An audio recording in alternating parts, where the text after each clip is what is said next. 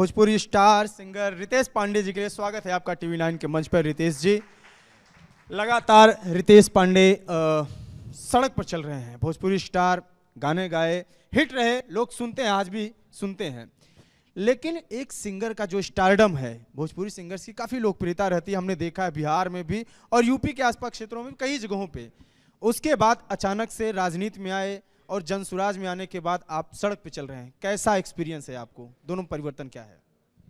कोई परिवर्तन नहीं है। सबसे पहले तो नमस्कार, सबको धन्यवाद। कोई परिवर्तन नहीं है। पहले भी लोगों के बीच में रहते थे, अपनी जनता के बीच में रहते थे, आज भी अपनी जनता के बीच में है। अब तो और अच्छा सकारात्मक परिवर्तन है। लोगों का दुख दर्द सुनने को मिलता है और प्रयास होता है कि हाँ भाई, इसको कैसे दूर किया जाए, और उसी प्रयास में हम लोग लगे हैं। आप एक पोस्ट डाले थे, हमहू धान कटैले बानी, हमरो हाथ कटल बा। तो बड़ा ज़मीनी, जो लोग गांव में रहते हैं, बहुत कनेक्ट किए उसको। और चुनाव प्रचार के दौरान लगातार आपकी माँ आपके साथ प्रचार कर रही हैं, तो ये आपके लिए कितना स्पेशल है? हमारी माँ की शारीरिक स्थिति अभी उतनी अच्छी नहीं है, इसलिए वो प्रचार तो घर पे रहती हैं। और जहाँ तक अब सारी माएँ, हम जिस क्षेत्र में जाते हैं, सारी माएँ हमारी माँ हैं। कोई भी माँ घर से निकलती है और लोगों को, जो माँ वाला आपने वीडियो देखा होगा, वो हमारी माँ समान है, वो हमारी माँ ही है। एक माँ थी, वो घर से निकली, बोली कि चलो चलो बबुआ, तारा खाती हम घूमतनी। हमारा हमसे आगे आगे चल के और अचरा पसार के लोगों से कह रही थी कि बबुआ के इनके परी जिताई जा। तो वो हमारी माँ से बढ़कर हुई। और जहाँ तक रही धान काटने वाली बात, तो हाँ, यहाँ निशान आज भी पड़ा है। भाई, हम गए थे अपने खेत पर पापा और दोनों भैया के साथ, तो हम काटने लगे, तो ये देखिए हाथ मेरा कट गया था, उंगली, बचपन में ही। तो फिर उसके बाद उन लोगों ने भाई छुड़ा दिया कि नहीं नहीं तुम मत काटो। और फिर भी बोझा वोझा ढोते थे लोग, बड़े भैया, तो हमें भी बोझा भी नहीं ढोने देते थे, क्योंकि उन्हें लगता था कि हम अगर बोझा ढोएंगे तो हमारी हाइट कम रह जाएगी, मतलब सर के ऊपर दबता है ना बोझ से। तो ये हमारे भाइयों का प्यार रहा हमारे प्रति कि हमें बोझा नहीं, खुद बोझा ढोए हमारे भाई और हमारे पिता, लेकिन हमें नहीं ढोने दिया। यही है। ये हमारे परिवारों में अक्सर होता है, जैसे मैंने भी एक्सपीरियंस किया है कि बड़े लोग रहते हैं तो छोटे को काम नहीं करने देते हैं। हेलो कौन, ये गाना आपका खूब हिट रहा है, एकदम से बढ़िया स्टारडम, लोग सुनते हैं, काफ़ी चर्चे में रहा। कैसे आप यहाँ तक पहुँचे? जब आप सुनाते हैं कि बोझा ढोने की कहानी, या घर में किसान, जाहिर सी बात है घर वाले किसान होंगे तभी ये कहानियाँ बता रहे हैं आप, यहाँ से यहाँ तक की यात्रा कैसी रही? थोड़ा सा शॉर्ट में हमको बताइए। शॉर्ट में, बिहार की उस समय परिस्थिति कुछ ऐसी थी कि पिताजी सबको लेके, मतलब सबसे पहली बार हमें लेके बनारस गए। वहाँ पढ़ाने लिखाने लगे, प्राइवेट स्कूल में जॉब करने लगे, वो पढ़ाने लगे, हम भी उसी स्कूल में पढ़ते थे। उसके बाद धीरे धीरे जब उनका इनकम थोड़ा बढ़ा तो पूरे परिवार को उन्होंने बुलाया। फिर भी हम लोग पूरा परिवार एक ही रूम में रहते थे। उसके बाद स्कूलिंग हुई, कॉलेज हुआ। जब मैंने 12th पास किया तो बायोलॉजी मेरा सब्जेक्ट था।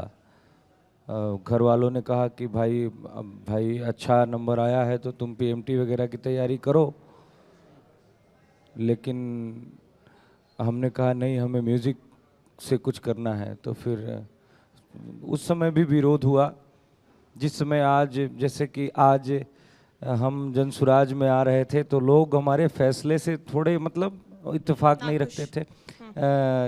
और उस समय भी ऐसा ही कुछ था, वो थोड़ा फैसले से हमारे नाराज़ थे। लेकिन फिर बाद में वो लोग माने। मैंने बोला कि मैं पढ़ाई भी, बैचलर की डिग्री भी म्यूज़िक से ही ले लेता हूँ। तो महात्मा गांधी काशी विद्यापीठ से मैंने म्यूज़ करना प्रारंभ किया। उसके बाद संघर्ष करते करते, परिवार की आर्थिक स्थिति अच्छी नहीं थी तो काम करते थे। कुछ पैसा, जैसे एल्बम निकालने के लिए पैसा चाहिए होता है, तो कुछ पैसा शुरुआत में तो किसी तरीके से परिवार ने अरेंज करके दिया, लेकिन बाद में ऐसी स्थिति नहीं थी कि मैं फिर से पैसा मांग सकूं। किसी सिंगिंग कंपटीशन वगैरह में भी गए, गाना सीखे? सिंगिंग कंपटीशन मैंने में गाना गए? सीखा, क्लासिकल म्यूजिक सीखी है हमने।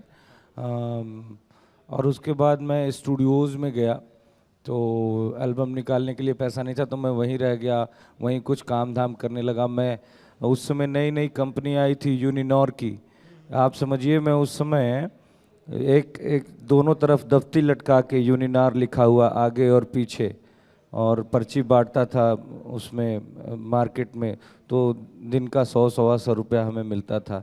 कभी डीजे वाला फ्लोर लगाने का काम कर लिया, कभी ऐसे कुछ काम करते करते अपना खर्चा निकालते निकालते डीजे वाला फ्लोर लगाते लगाते डीजे वाले अब इनके गाने पर नाच रहे हैं। अंकित जी, तगड़ा चलता है डीजे पे मुझे लगता ये है सब कि गाने। हेलो कौन का आपने जिक्र किया है, तो आपको एक बार हमारे दर्शकों को, हमारे साथ वालों लोगों को, कई लोगों के फेवरेट गाना है ये हेलो कौन। असल में आप समझ ही रहे हैं कि हमें अब कई जगह जाना पड़ रहा है और संबोधित भी कर रहा है, तो गाते गाते मतलब अब भाषण देते देते थोड़ा गला लगा हुआ है, फिर भी मैं प्रयास कर रहा हूँ। हर नंबर पे उसके मैंने किया टेलीफोन, कोई उठाया बोला हेलो बोलो कौन, हार्ट हुआ ब्रेक मैंने नंबर किया चेक, राइट नंबर पे रॉन्ग रॉन्ग बोल रहा कौन, बोल रहा कौन, हेलो कौन, हम बोल क्या बात है, क्या बात है। भोजपुरी गानों की हम बात करते हैं, इसमें अश्लीलता की भी बात होती है। आपका भी एक गाना था लौंडिया लंदन से लाएंगे, आपको नहीं लगता ये सेक्सिस्ट टाइप के गाने थे? और इस तरह के गाने चूज़ करते वक्त, या क्योंकि आपके पास जब आते हैं लिरिसिस्ट आते हैं या म्यूज़िक डायरेक्टर आते हैं, तो चूज़ तो आप करते होंगे ना? हाँ बिल्कुल, उसके मैं पीछे उसके पीछे क्या? आपकी बात से सहमत हूँ मैं, लेकिन आप ये बताइए कि वही गाने की क्यों चर्चा होती है? हमारा गाना जाए चंदा भी है, हमारा गाना सबसे नीक बटे सैया किसानी भी है, हमारा गाना पूर्वी बयरिया भी है, हमारा गाना गरीबी भी है, हमारा गाना भैया हमर राम जैसन भी है। हमने सैकड़ों की संख्या में देवी गीत गाए हैं, हमने सैकड़ों की संख्या में छठ मैया के भजन गाए हैं, हमने सैकड़ों की संख्या में भोले बाबा के भजन गाए हैं। उन गानों की क्यों नहीं आप लोग चर्चा करते? मैं एक बात कह रहा हूँ, जिस प्रकार से शरीर में बहुत सारे अंग होते हैं, लेकिन शरीर की पहचान चेहरे से होती है, मुंह से होती है, वैसे ही हमारी भोजपुरी इंडस्ट्री के अच्छे गाने भोजपुरी इंडस्ट्री के मुंह हैं, चेहरा हैं।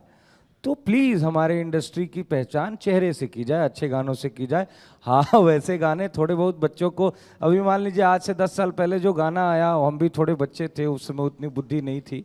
हमने कई ऐसे ही टीवी चैनलों पे मैं कई बार कह चुका हूँ कि अगर हमारे गानों से किसी को दुख पहुँचा होगा तो उसके लिए हम क्षमा प्रार्थी हैं, रितेश पांडे लेकिन जी अगर जाई आप हमारे का गानों जिक्र से कर खुशी रहे हैं। मिली होगी तो उसके लिए आशीर्वाद भी दीजिए। ये गाना मैं आपसे सुनूंगा जा- इसके बाद। हाँ, जाई जय चंदा का चंदा जिक्र करेंगे। मेरा भी बहुत फेवरेट गाना रहा है, लेकिन मैं एक लाइन आपसे यही, जब आप कह रहे हैं कि सॉरी गलती इस तरीके के, तो क्या आप ये संदेश देना चाहते हैं भोजपुरी के अब आने वाली जो पीढ़ी है या जो और भी गा रहे हैं कि कृपया ऐसे गाने न गाएं जो पर्सनल टारगेटेड हैं, आप या समझिए कि बात को। लड़की को क्यों लंदन से लाने जैसी बातें अगर हो, ये संदेश गलत है, आप मानते हैं? देखिए मनोरंजन, जो लोग भोजपुरी को अश्लील कहते हैं, वो लोग बहुत शौक से वेब सीरीज को देखते हैं जिसमें माँ बहन की गालियां दी जाती हैं खुलेआम, समझ रहे हैं बात को? तो वो दूसरी बात है, उसमें कोई बहुत बड़ी बात नहीं है कि लौंडिया लंदन से लाएंगे, इसमें क्या दिक्कत है? लौंडिया लंदन से लाएंगे, इसमें क्या दिक्कत है भैया? कोई इसमें अश्लील शब्द है? अश्लील नहीं लग रहा है इसमें आपको? क्या अश्लील है? आप बुंदेलखंड के साइड में जाइएगा तो भैया ये बोलचाल की भाषा, कहो भैया तोरे क लवंडे हैं, क लवंडिया हैं, ये भाषा है बोलचाल की। नहीं तो कई लौंडे कौ लौंडिया हैं ये तो कहेंगे, और कह दें कि आपकी लड़की को नचाएंगे रात भर डीजे पर, डीजे बजाएंगे। अरे लंदन से लाएंगे भैया, अंग्रेजों ने 200 साल भारत पे राज किया है, एक बार कह दिए कि लौंडिया लंदन से लाएंगे तो क्या दिक्कत है? छोड़िए वो मनोरंजन की बातें हैं। देखिए मनोरंजन की बातें हैं, मनोरंजन जो आर्टिस्ट होता है किसी कैरेक्टर में रहता है तो वो उसको निभाता है। जैसे शत्रुघ्न सिन्हा जी सांसद हैं, जो देश की सर्वोच्च जो जगह है वहाँ बैठते हैं, उन्होंने एक फिल्म में एक अभिनेत्री का रेप का सीन किया है, तो उनको क्या कहेंगे आप? भाई उन्होंने अपना किरदार निभाया। तो जो कलाकार अपनी कलाकारी कर रहा है उसको उसके वास्तविक जीवन से, मूल जीवन से कैसे जोड़ सकते हैं आप? ठीक है, अक्षरा सिंह आपके ऊपर एफआईआर करवाई थी, उन्होंने शिकायत लगाया कहाँ था कि कोई जान से कोई मारने प्रमाण की दिखाइए धमकी- हमें। नहीं, वो सारे मीडिया में चल रहा है। वो उन्होंने खुद कहा कि उन्होंने मुझे जान से मारने की धमकी दी थी और मारपीट या ऐसा जबरदस्ती कोई करने बात नहीं का है। वो लगाया, उन्होंने आरोप लगाया। ऐसा कोई प्रमाण आज तक हमें कोई वीडियो नहीं दिखा है ऐसा। आप तो पहली बार मुझे ऐसे इंसान है जो ऐसा कह कई रहा है। वेबसाइट्स में है, मैंने मीडिया कई प्लीज जगहों मुझे पे देखा दिखाइए मैंने। अगर है तो। मैं अभी दिखा सकता हूँ, लेकिन अभी तो लाइव चल रहा है, इसके बाद मैं आपको दिखा दिखा दूंगा। दीजिएगा प्लीज। मैं इससे इत्तेफाक नहीं रखता। मतलब कोई उनसे आपका विवाद नहीं है? बिल्कुल सब नहीं। ठीक ठाक है, ठीक है। पवन सिंह के बारे में अगर आप बोलें, आप उनको बड़े भाई की तरह मानते हैं, कभी द्रोणाचार्य बोलते हैं, अभी वो विवादों में हैं, क्या कहेंगे आप? मैं कैसे विवाद में है? मंच में पेट पर हाथ लगाया था एक हरियाणवी सिंगर थी, हाँ। उनके कमर को छूते हुए वो पकड़े गए वहाँ पे भरे भरे मंच पर। उन्होंने ये मतलब कई लोग ये आरोप लगाए कि इस तरह से वो हरियाणवी सिंगर भी खुलकर मीडिया के सामने आई, वो ये बातचीत की और ये इन्होंने कहा कि उन्होंने बातचीत वो किया, मैंने- असहज महसूस हाँ। वो असहज महसूस की उस वक्त। तो आप इसको कैसे बट देखेंगे? उन्होंने ये कहा, मैंने उनका भी देखा वीडियो में, उन्होंने ये कहा कि मुझे लगा कि कुछ लगा है यहाँ पे, मेरा स्ट्रिप छूट गया है जो टैग होता है उसको, उसके लिए पवन जी कह रहे हैं। बट बाद में उन्होंने ये भी क्लियर किया कि वो कुछ भी ऐसा नहीं था, टैग नहीं उसमें लगा हुआ था, ना ब्लाउज में लगा हुआ था। तो उन्हें जाके कहीं शिकायत करनी चाहिए। फिर अगर आपकी किसी व्यवहार से हमें दिक्कत है तो कहीं शिकायत करें। ठीक। फेवरेट गानों पे आते हैं, चलिए। क्या है फेवरेट गाना आपका जो आप अपने गानों पे आप बताएं? थोड़ा मेरे पार्टी में एक जनसुराज बाद के आऊंगा, नेता के एक तौर घंटे पर का आया हूँ, आपका उस पर बात इंटरव्यू करें है। हम लोग। बिल्कुल, आपका बिल्कुल। इंटरव्यू 1 घंटे का है। तो आपको Favorite गाने सबसे में ज्यादा बात कर समय लेते हैं, दिया गया है, जनसुराज को पर्याप्त समय दिया जाता है, तमाम इंटरव्यूज में उससे जुड़े सवाल भी होते हैं और आप हमारा है, चैनल ठीक। देख सकते हैं। आप जो कहें। तो एक फेवरेट गानों पे थोड़ा सा माहौल थोड़ा सा हल्का करने के लिए क्या, कौन सा फेवरेट गाना है आप? हमारा फेवरेट गाना मेरे गानों में से तो कोई नहीं है। मेरे सारे गानों में मुझे कमी नजर आती है। मुझे लगता है कि यार और अच्छा हो सकता था। मेरा फेवरेट जाए चंदा है, आप सुना दीजिए। बिल्कुल, कोशिश करते हैं। हाँ, तजहिया से चल गईली, अरे छोड़ी के हम के वाह। जहिया से चल गईली, अरे छोड़ी के हम के, जिंदगी भजिल सुनसान हो, कि जाए चंदा ले आवा खबरिया, वाह। जाए चंदा ले आवा खबरिया, कैसन बाड़ी मोर जान हो, ए चंदा कैसन बाड़ी मोर जान हो। क्या बात है, बहुत ही क्या बात, शानदार। बहुत शानदार। ये मुझे बहुत ही मतलब मैं कम से कम 1000 बार ये गाना सुन चुका हूँ। Thank मैं you. इस गाने का बहुत बड़ा फैन हूँ, मैत्रेय जी। इसके अलावा अब हम पार्टी पे ही आ जाते हैं, जनसुराज पे ही आ जाते हैं। गायक थे, अभिनेता थे, फिर नेता कैसे बन गए?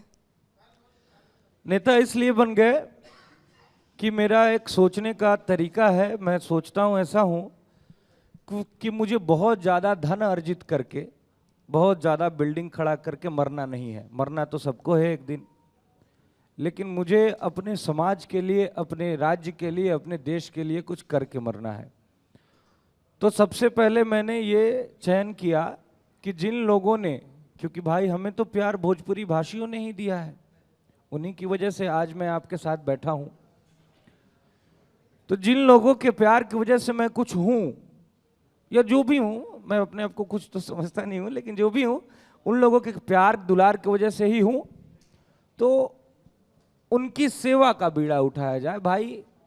और मुझे जगह में, जैसे कि हमें तो, जैसे हम लोगों को पूरे देश में जितने भी भोजपुरी भाषी जो भोजपुरी को बोलते सुनते समझते हैं वहाँ से प्यार मिलता है, लेकिन मुझे जगह लगा कि भाई आज से 40 साल पहले भी बिहार सबसे गरीब राज्य था और आज भी सबसे गरीब राज्य है।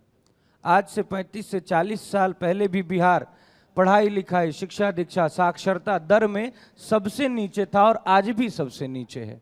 हमारे युवा दिल्ली, बम्बई, गुजरात में जाके अपना हाड़ गलाते हैं, मजदूरी करते हैं, लेकिन मजदूरी भी सम्मान से नहीं कर पाते हैं। उन्हें बिहारी शब्द एक गाली की तरह संबोधित किया जाता है, बिहारी शब्द को। तो मैंने देखा कि हमारे यहाँ बदहाली बहुत ज़्यादा है, हमें कार्य करने की आवश्यकता है बिहार में, इसलिए हम बिहार में आए। और हमें लगा कि जनसुराज से बेहतर इन सब चीज़ों पे कोई काम नहीं कर रहा है, जनसुराज से बेहतर किसी के पास प्लान नहीं है, जनसुराज ही इस बदहाली से बिहार को निकाल सकता है, इसलिए जनसुराज के साथ। ठीक है, जनसुराज पे ही हम बात कर रहे हैं।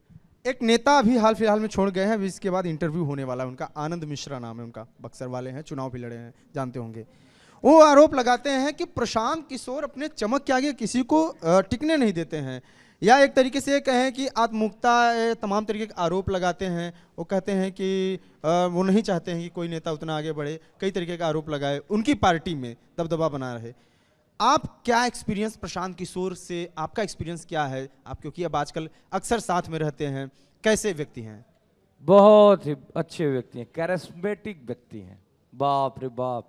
जो उनके आंखों में जुनून दिखता है बिहार को बदलने के लिए, जो जिद दिखती है, आप समझिए, मैं बहुत सारे लोग नहीं जानते होंगे क्योंकि ये बात बाहर आई नहीं है। आरा में एक सभा के दौरान उनको चोट लग गया था पसली में। हाँ, आया था। हाँ, वो आप समझिए यहाँ से लेकर, मैंने एक दिन देखा, यहाँ से लेकर यहाँ तक पूरा सटा हुआ था, पता नहीं क्या था मुझे, पूरा यहाँ से लेकर यहाँ तक गेट बंद कर दिया था किसी ने, हाँ, कि वो पसली में हेयर फ्रैक्चर हो गया था। और उसके कई दिन बाद मैंने देखा कि उसी स्थिति में, जिस स्थिति में हम जैसे लोग बेड पकड़ लेंगे, वैसी स्थिति में वो इंसान एक दिन भी बैठते नहीं है, एक दिन का आराम नहीं, कंटिन्यू पूरे बिहार का भ्रमण, बिहार में सभा। और देखिए, हम लोग तो गले का काम है, वो थोड़ा सा बोलते हैं, गाते हैं तो गला थोड़ा सा खिचखिच करने लगता है, लगने लगता है, लेकिन वो इंसान रोज कई सभाओं को संबोधित करना, लोगों से बात करना, इतने बड़े बिहार को बदहाली से निकालने का बीड़ा उठाना, आप समझिए छोटी बात नहीं है। जो उन्होंने संकल्प लिया है उसको पूरा कर रहे हैं। हाँ, कुछ लोगों की क्या है कि सबसे सबकी नहीं, मतलब सबको नहीं खुश कर सकते आप, ये आप लोग भी मानते होंगे बात को, कि भाई कुछ लोग मतलब अपने मन ही नाराज होते हैं देख के ही, भाई कि भाई वो मुझे पसंद नहीं है, इस टाइप का सिस्टम होता है, उसके लिए कुछ किया नहीं जा सकता। मुझे, मेरा पर्सनली जो अनुभव है वो बहुत अच्छा अनुभव है, बहुत सीखने को मिलता है उनसे। उनके साथ बैठे रहिए, उनको देखते रहिए तो भी कितना सीखने को मिल जाएगा। आप चुनाव प्रचार करने जाते हैं करगहर विधानसभा में, तो उम्मीद है कि वहीं से चुनाव लड़ेंगे, क्योंकि प्रशांत किशोर अभी कुछ दिन पहले ही एक मीडिया चैनल के ही कॉन्क्लेव में उन्होंने ये दावा किया था कि पार्टी जहाँ से कहेगी वैसे मैं चाहता हूँ कि जन्मभूमि या कर्मभूमि से चुनाव लड़ूं, और वो करगहर ही है। तो क्या आपसी क्लैश भी हो सकता है क्या वहाँ? अरे नहीं नहीं, इसकी तो कोई संभावना ही नहीं है। मैं तो ये कह रहा हूँ कि अगर आदरणीय प्रशांत जी करगहर से चुनाव लड़ेंगे तो ये करगहर का सौभाग्य होगा। फिर रितेश पांडे कहाँ से मैं लड़ेंगे? जिस प्रकार से आप लोगों के बीच आ रहा हूँ, जनसुराज की बातों को लोगों तक पहुँचा रहा हूँ, ऐसे पहुँचाता रहूँगा। मैं पद के लिए थोड़ी आया हूँ, मैं तो बस ये सोच के आया हूँ कि बिहार को किस तरीके से बदहाली से निकाला जाए, और उस वैसे सहयोग दे रहा हूँ कि जैसे भगवान श्री रामचंद्र जी पुल बना रहे थे लंका जाने के लिए, तो बंदर लोग पत्थर ला के रखते थे राम राम लिख के। एक गिलहरी थी, छोटी सी गिलहरी जाती थी, अपने आप को बालू में लपेटती थी और वो बालू पत्थर की दरारों में ला के भरती थी। तो जिस प्रकार से वो गिलहरी सहयोग कर रही थी, उसी प्रकार से हम भी सहयोग कोई एरिया दिया करते गया है रहेंगे। आपको? कोई एरिया जनसुराज की तरफ से आपको दिया गया हो कि आपको इस एरिया में काम करना है? हमें तो पूरे बिहार में काम करना है। स्टार प्रचारक जो आप जो जिस नाम से भी संबोधित कर लें, लेकिन हमारा काम है जनसुराज की बातों को लोगों तक पहुंचाना, हर घर तक पहुंचाना। आपको क्या लगता है, करगहर से चुनाव लड़ना चाहिए प्रशांत किशोर को कि राघोपुर से? इस बारे में मैं कुछ नहीं बोल सकता हूँ, उन्हें जो लगेगा वो अच्छा करेंगे भाई। वो मतलब इतने बड़े बड़े लोगों को उन्होंने राय दिया है, इतने बड़े बड़े लोगों का हाथ पकड़ के एक जगह तक पहुंचाया है, उन्हें मैं कौन होता हूँ राय देने वाला। प्रशांत किशोर कहते हैं कि इस चुनाव में जो परिणाम आएंगे उसमें मैं या तो अर्श पर रहूंगा या तो फर्श पर रहूंगा। अगर ऐसा हुआ, प्रशांत किशोर फर्श पर रहे, 10 से भी कम सीटें आई, वो कहते हैं विधायकों को मैं छोड़ दूंगा। ऐसी कंडीशन आता है या आप भी चुनाव नहीं जीतते हैं, अगर आपको लड़ाते हैं तो क्या फिर से आप सिंगर अपनी जो पुराना जो आपका वो रहा है उस पेशे में चले जाएंगे, गायकी में चले जाएंगे, या आप इसे आगे कंटिन्यू करेंगे? हम कंटिन्यू करेंगे। और भाई देखिए, पेट है, पेट परिवार है, परिवार चलाने के लिए कुछ ना कुछ तो करना पड़ेगा।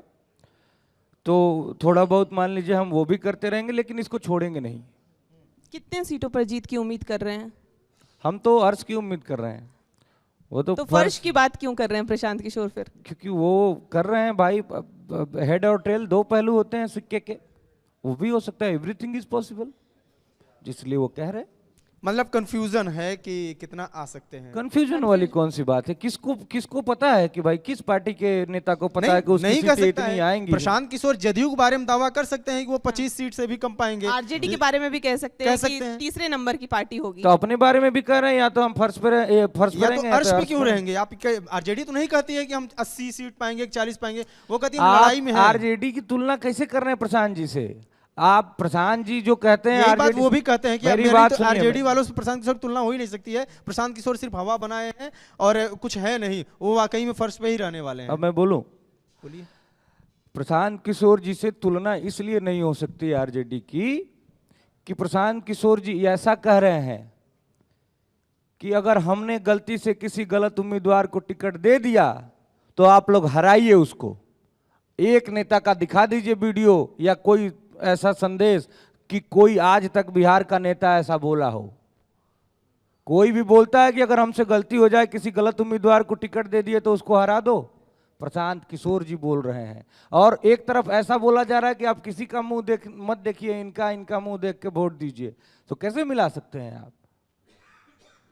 तेजस्वी यादव पर लगातार प्रशांत किशोर वार करते रहते हैं, नौवीं फेल। आपकी पढ़ाई के बारे में मैं एक बार पूछना चाहूंगी। मैंने बताया तो आपको थोड़ी देर पहले कि मैंने 12th किया, उसके बाद मैंने ग्रेजुएशन म्यूजिक से किया। तो आपको क्या लगता है, प्रशांत किशोर की डिग्री पर भी कई बार सवाल उठते रहे हैं।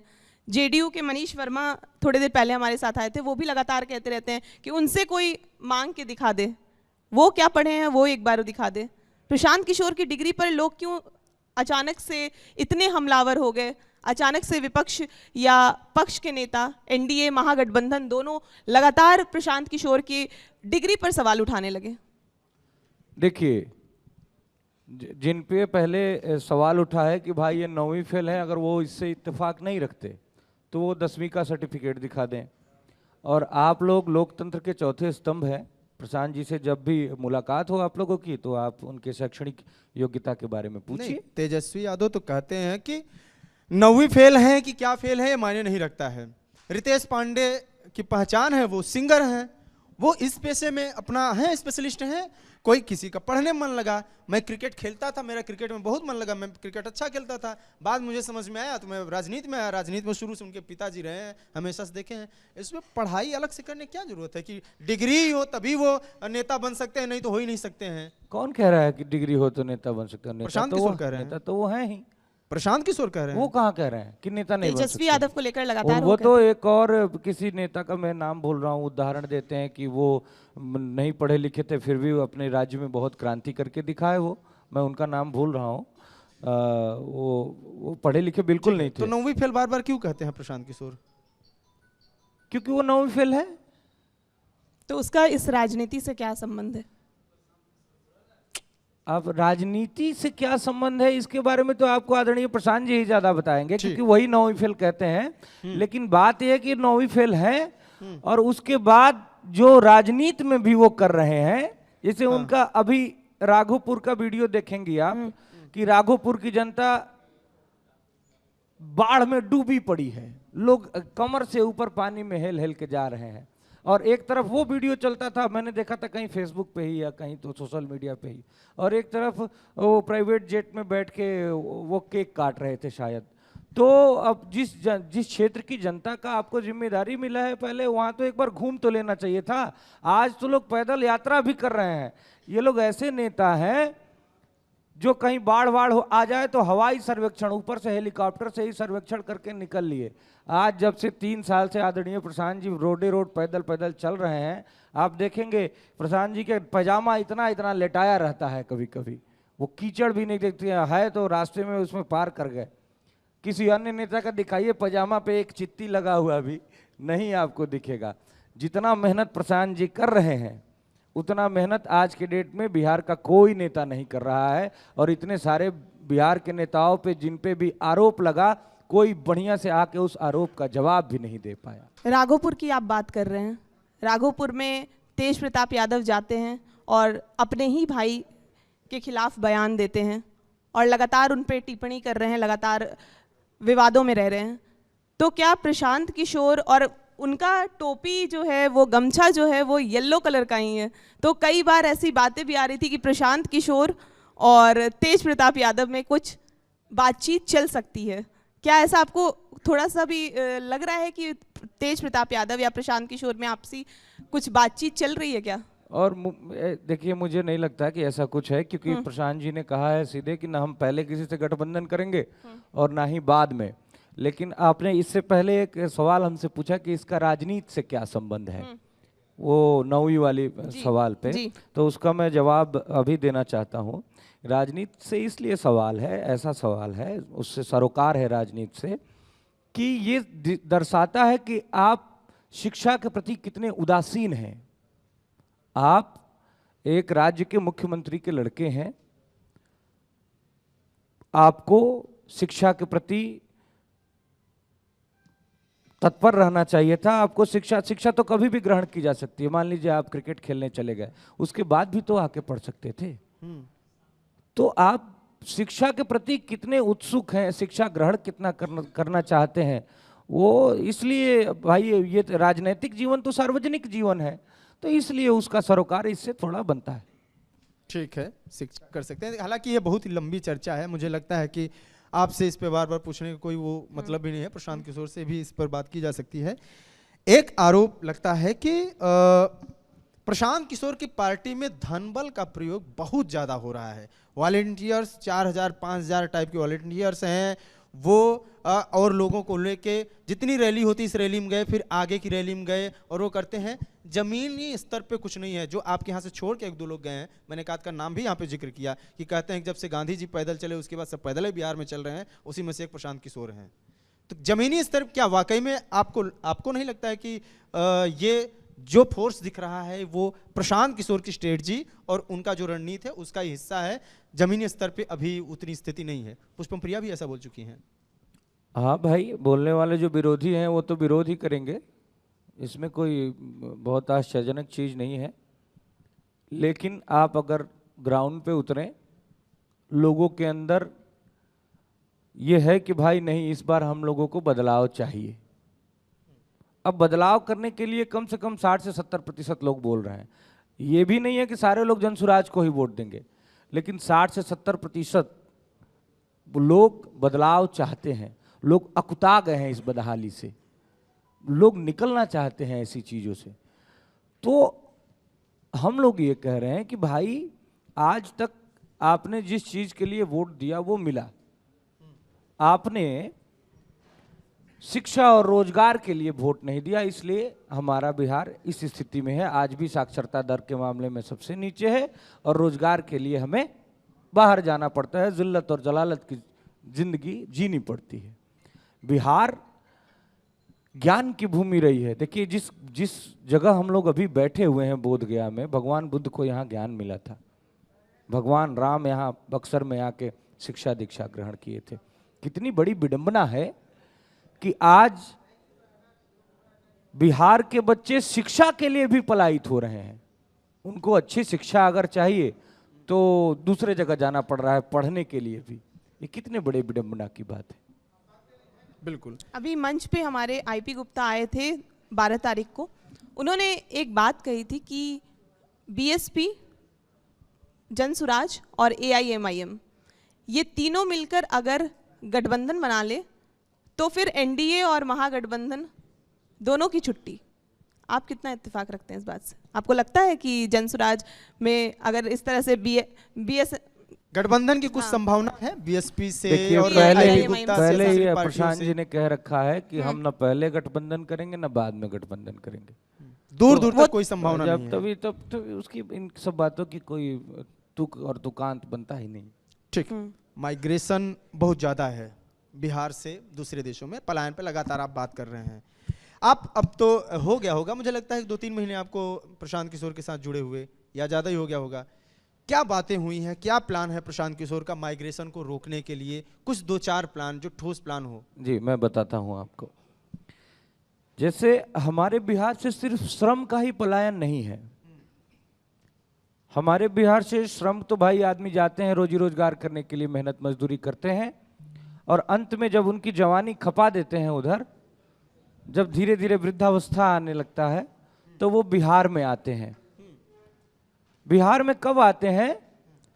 जब फिर से एक परिवार का कोई लड़का जवान होकर उनकी जगह काम करने के लिए जाता है। तो गरीब आदमी तो मान लीजिए अपनी जवानी खपा के वापस आ भी जा रहा है, लेकिन जो मध्यम वर्गीय परिवार हैं, जो समृद्ध परिवार के लोग हैं, जो अपने बच्चों को पढ़ने के लिए पलायित करा रहे हैं बाहर, वो बच्चों, उन बच्चों की अगर बाहर जाते हैं पढ़ने, वहीं नौकरी लग जाती है, वहीं घर बसा लेते हैं, वो फिर बिहार में आते भी नहीं है। तो दूसरा तो भाई हमारा माइंड गया, हमारा बुद्धि गया, तो आया ही नहीं। इस चीज पे तो आप कंट्रोल कर नहीं सकते। पहला श्रम का पलायन है। इस चीज मैं पे बताता हूं पहले, लेट मी खुद ही चले कंप्लीट जा माय रहे हैं, सेंटेंस नहीं आप ब्रदर। कैसे कंट्रोल करेंगे? मैं, मेरी बात पूरी सुन लीजिए। बुद्धि का पलायन, पहला श्रम का पलायन, फिर बुद्धि का पलायन हुआ। तीसरा है पूंजी का पलायन, जिसकी बात करते हैं आदरणीय प्रशांत जी, सीडी रेशियो की, क्रेडिट डिपॉजिट रेशियो। ये एक रूल है कि जिस स्टेट से जितना पैसा जमा होता है, अगर मान लीजिए 100 रुपया जमा हुआ, तो एक निश्चित अनुपात में उस राज्य के लोगों को वो पैसा ऋण के तौर पे मिलना चाहिए। जैसे अन्य राज्यों में ये रेशियो है, ये अनुपात है 70%, 75%, 90% तक भी है, लेकिन हमारे राज्य में ये 40% है। देखिए इस गरीब राज्य में भी, गरीब राज्य का भी हमारा 60 रुपया किसी और राज्य को जा रहा है। तो हमारे यहां से तो पूंजी का भी पलायन है। जब हम पूंजी का पलायन रोकेंगे तो बुद्धि और श्रम का पलायन अपने आप रुक जाएगा। पूंजी देंगे तो जितने भी बुद्धि वाले लोग हैं यहीं पे अपना रोजगार फैलाएंगे, और जो लोग, हमारे लोग जाके बाहर रोजगार करने के लिए जाते हैं, एक ना एक दिन ऐसा आएगा कि देखिएगा यहाँ बिहार में वो लोग रोजगार दूसरों को देंगे।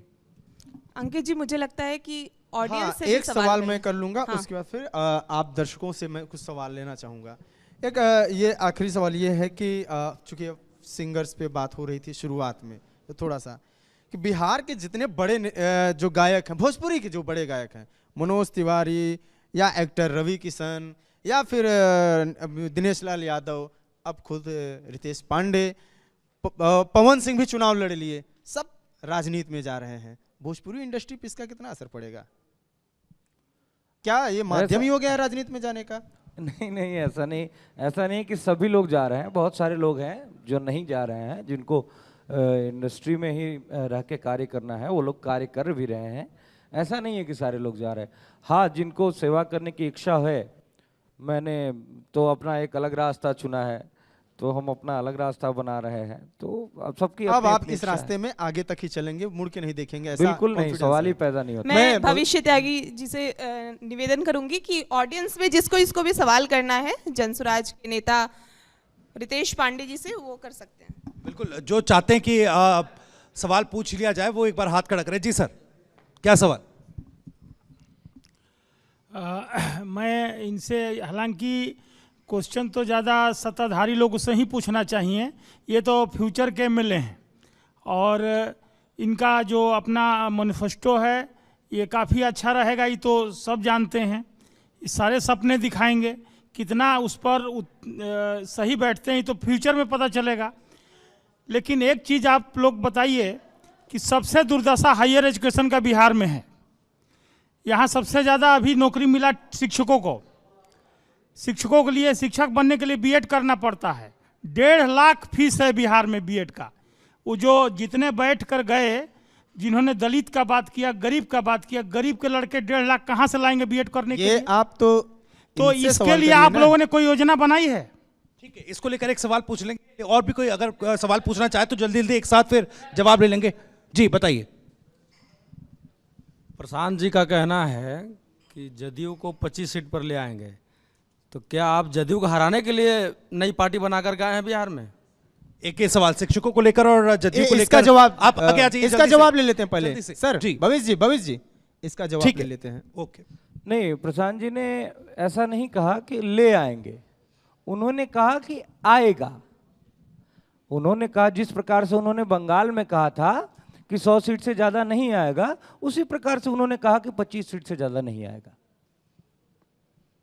ये सवाल इसलिए भी कहा गया क्योंकि लोग आरोप लगाते हैं कि प्रशांत किशोर की पार्टी बीजेपी की भी पार्टी है और मजबूती देती है। उधर लगातार नीतीश कुमार के दिमाग पे, श्वास पे, सब पे हमलावर रहती है प्रशांत किशोर, और ये कहते हैं कि 25 से कम आएगा, तो पूरा माहौल बना रहे हैं एक तरीके से। और 2020 में जैसे चिराग पासवान ने किया, वो चीज प्रशांत किशोर अब करने वाले हैं। देखिए, बी टीम तो एनडीए वाले लोग कहते हैं कि भाई आप यूपीए के, जो अभी इंडिया गठबंधन हो गया है, उसके बी महागठबंधन के बी टीम है, और महागठबंधन के लोग कहते हैं कि आप एनडीए के बीच बी टीम है। लेकिन वास्तविकता में हम लोग बिहार की बी टीम है। हम लोग बिहार को आगे बढ़ाना चाहते हैं, बिहार को इस बदहाली से निकालना चाहते हैं। बिहार की ए टीम क्यों नहीं बन पा रहे? क्योंकि बिहार एक खुद है, एक खुद है और और ये बिहार है, हम लोग उसकी बी टीम है। एक और सवाल था उनका कि बीएड करने के लिए 1.5 लाख रुपए कैसे लाए, हाँ तो सर, शिक्षा को लेकर हाँ सर, जो वो क्या शिक्षा विजन है? शिक्षा के जो आपने पूछा, जहाँ तक मेरी जानकारी है, हम लोग शिक्षा के बारे में जो बनाए हैं, हम लोग बेस के लिए काम कर रहे हैं। जैसे मकान की नींव कमजोर होती है तो मकान कमजोर होता है। हम लोग जो शिक्षा पे कार्य कर रहे हैं, हर प्रखंड स्तर पे 5 नेतरहाट स्तर के विद्यालय खोलेंगे, और प्रखंड में 5 ही रहेगा तो स्वाभाविक है कि हर गांव में वो रहेगा नहीं। तो हम लोग स्कूल बसेस की सुविधा उपलब्ध कराएंगे सरकारी स्कूलों में। जहाँ तक बस जाने की सुविधा होगी वहाँ तक बस जाएगी, बच्चों को बिठा कर लाएगी। और जब तक ये ऐसे स्कूल, मॉडल स्कूल हम बना नहीं देते, तब तक ये हमने एक प्रावधान रखा है कि 15 साल से छोटे बच्चों को गरीब परिवार अंग्रेजी प्राइवेट स्कूल में भेजें, उसका खर्चा सरकार वहन करेगी। शिक्षा पे अभी हमें इतना ही जानकारी है। हमारे बीएड वाले के बारे में अभी मुझे कोई जानकारी नहीं है, इसलिए मैं इसका उत्तर नहीं। अगला सवाल ठीक है, जल्दी से जो जरूर, एक दो जरूर सवाल इसमें और कार्य जल्दी से होगा। ले लेते हैं। कौन कौन पूछना चाह रहा है? तो एक सवाल और आप लोग पूछना चाहते हैं, आप आगे जाइए जल्दी से। मैं रितेश जी से ये जानना चाहता हूँ कि जनसुराज जी का एक क्रेडिट कार्ड चला है और लोगों के बीच में जा करके जनसुराज वाले एक फॉर्म बना रहे हैं कि फॉर्म भरिए, जब हम मेरी सरकार बनेगी तो 1 लाख रुपया देंगे। तो इसमें आपका क्या रहस्य है? बिल्कुल नहीं। आप देखिए, वो क्रेडिट कार्ड नहीं है, ये परिवार लाभ कार्ड है, मेरे हाथ में भी है ये परिवार लाभ कार्ड। और इस पे ये भ्रम फैलाने वाली बात ही नहीं है। इस पे पीछे एकदम साफ साफ शब्दों में लिखा है कि प्रत्येक परिवार को हर महीने 20,000 तक का लाभ, एकदम शुद्ध शुद्ध लिखा हुआ है, इसमें कोई भ्रम वाली बात नहीं है। हाँ, 20,000 का लाभ मैं पढ़ के बता देता हूँ कि कैसे देंगे। 20,000 तक का लाभ एक परिवार को, जैसे हमने बिहार में ही युवाओं के लिए रोजी रोजगार की गारंटी किया है, हमने 10 से 12,000 रुपये तक उसका जोड़ा है। बुजुर्गों, दिव्यांगों, विधवाओं को प्रति माह 2,000 रुपया पेंशन का जोड़ा है। महिलाओं को 4% सालाना ब्याज पर 5 लाख तक का ऋण है, उसके हमने 2,500 रुपया जोड़ा है। 15 साल तक के हर गरीब बच्चों के लिए मुफ्त और बेहतर शिक्षा के लिए हम लोगों ने 1,000 रुपया जोड़ा है। नगदी फसलों की खेती के लिए मजदूरों की मुफ्त व्यवस्था, इसके लिए हम लोगों ने 2,500 रुपया जोड़ा है। कुल मिला के हर महीने जो भी ये कार्ड बनवाएगा जनसुराज की व्यवस्था बनने के बाद, उसको हर महीने 20,000 रुपया तक का लाभ अराउंड फिगर मिलेगा। चलिए ठीक है, कोई और अगर सवाल पूछना चाह रहा है, जल्दी से आप एक सवाल पूछ लीजिए। मैं पूछना चाहता हूं कि प्रशांत किशोर जी अगर आपके पार्टी से हैं, तो अगर उनकी सरकार अगर बनती है तो क्या बिहार में करप्शन खत्म होगा? बिल्कुल। नेक्स्ट 6 मंथ्स में, अगले 6 महीना में हमारी व्यवस्था बनने के बाद बिहार में सबसे न्यूनतम स्तर पे करप्शन होगा, इसको आप मान लीजिए, सबसे न्यूनतम स्तर पे। चलिए एक और आखिरी सवाल मैं ले लेता हूँ क्योंकि समय सीमा है। आखिरी सवाल। रितेश जी, एक सवाल आपने किया कि मैं लोगों को 20,000 रुपये तक दूंगा। नहीं आप बात समझे एक नहीं। मिनट, मेरी सवाल सुन लीजिए। जब प्रशांत किशोर जी कहते हैं कि माई बहन योजना जब आएगा तो और महिलाओं को पैसा देने के लिए 1.5 लाख करोड़ बिहार में चाहिए, बजट नहीं है, तो आप इसका बजट कहाँ से लाएंगे?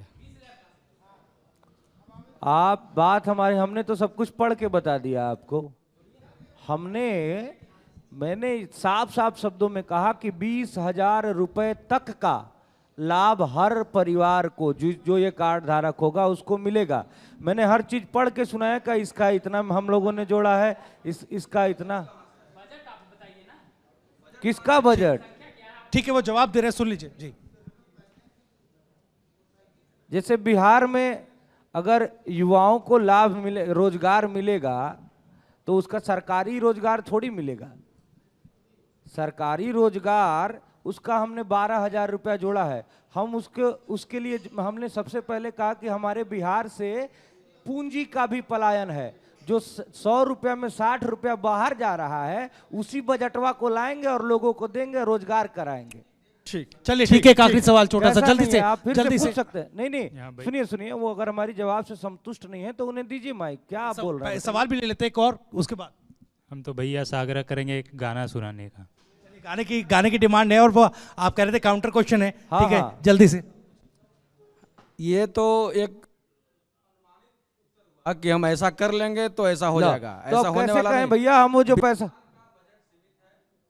तो क्या चाहते हैं आपकी सीमित रहे? तो आप कहां से लाएंगे? मैं बोल तो रहा हूं कि जो मेरे यहाँ से पूंजी का पलायन हो रहा है उसको रोकेंगे, वो बजट लाके देंगे। पूंजी का पलायन तो आने की आवश्यकता है, यहाँ से जा कहाँ रहा है? ठीक है, यहाँ से नहीं जा रहा है। बुनियादी सवाल है, सीडी रेशियो देख रहे हैं बिहार का। बुनियादी एक सवाल है कि बजट को लेकर, उसको लेकर क्या एक एजेंडा, क्या विजन है? मुझे लगता है इस पर एक छोटा सा दीजिए, फिर फरमाइश एक गाने की हुई है। जो सीडी रेशियो है बिहार का 40% है। जो पैसा हमारे बिहार से 60 रुपया, जो 100 रुपया हम जमा करते हैं उसमें से सिर्फ 40 रुपया हमें मिलता है बिहार वालों को ऋण के तौर पे।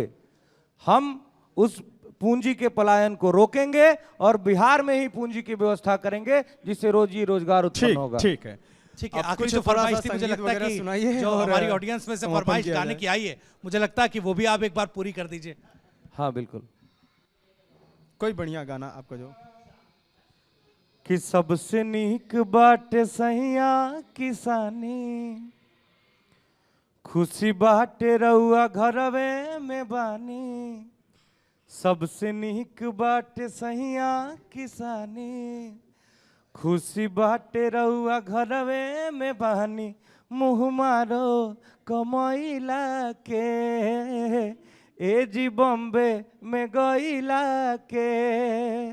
मुँह मारो कमैला के, ए जी बहरा में गईला के। बहुत सुंदर। छठ पर्व भी नजदीक आने वाला है, तो एक छठी मैया पे गीत सुना दीजिए। कि का चाही बस के बहंगिया, बहंगी लचकत जाए, बहंगी लचकत जाए।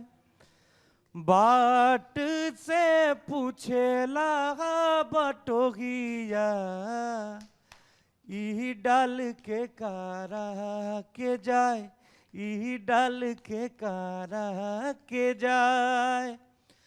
आँख तोरी फूट रहे भटोहिया, ई डाल छठी मैया के जाए, ई डाल छठी मैया के जाए। वाह, बहुत ही खूबसूरत। रितेश पांडे जी के लिए जोरदार तालियां बजाइए। बहुत बहुत धन्यवाद टीवी 9 के मंच पर आने के लिए आपको, और शुभकामनाएं हैं आपको और आपकी पार्टी को।